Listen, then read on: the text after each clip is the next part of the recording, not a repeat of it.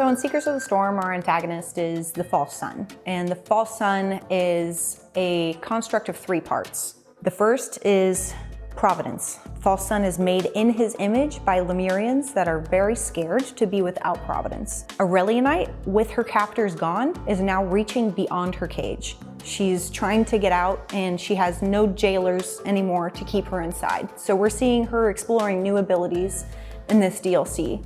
And then right before False Sun is truly born, Mithrix comes in with his Beads of Fealty holders and they corrupt him. To me, he's a very sad boy.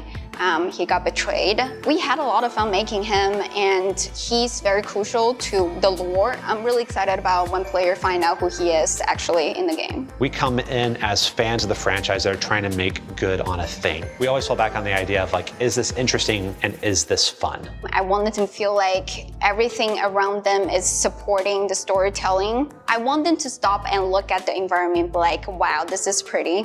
I know the combat is always intense, but that's what I want them to do.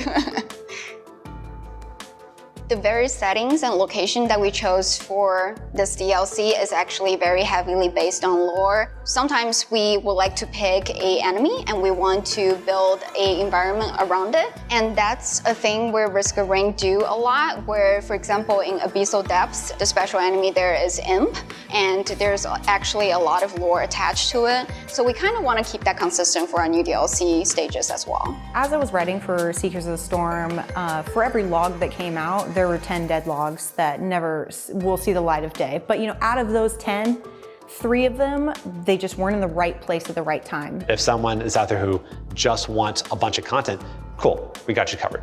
For the person who wants more maps, cool, we got you covered. For the person who wants more survivors, cool, we got you covered. Items too, you name it. The design intent for Day and Night version for Verdant Fall is that we want the player to be able to experience the different take on a familiar stage that they're already been through. So the Day-Night version of Verdant Fall actually started as a personal project of one of our team members, and she had this brilliant idea of, you know, what if we make a stage different and we make a variant of it and then we add some more flavor as well. And that's why she came to me with the night version of Verdant Falls. And after we look at it, I was like, yeah, this is really cool. We should do more.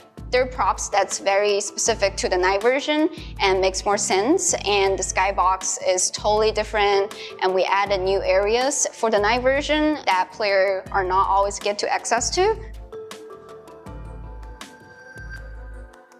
I've been really excited to work with the team and help plan the next 5 or 10 years for this franchise. There's a lot of directions that we could go in it. Pretty much every direction is interesting. There's High Court, there's heretics, there's the 2 brothers. Where do they come from? Are there more of them? What is the space sickness that keeps them locked and isolated on this planet? Does that apply to all Cyclopses? There's a ton of mysteries to be dug out in this world, and I look forward to pulling every thread I can find.